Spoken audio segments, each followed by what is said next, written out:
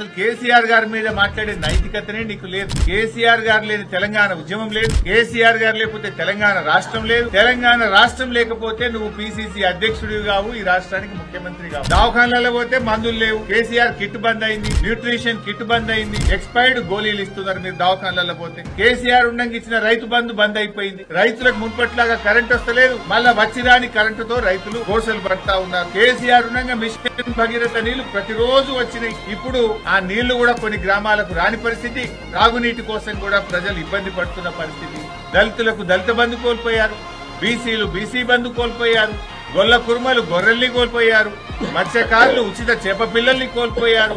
హైడ్రా పేరిట ఎంతో మంది తమ ఇండ్లను కోల్పోయారు. కేసీఆర్ ఉండగా కరోనా ఉన్నా కరోనా కష్టకాలంలో కూడా 11 విడతల్లో 72,815 కోట్ల రూపాయలు రైతు బంధు కింద కేసీఆర్ ఇచ్చిండు.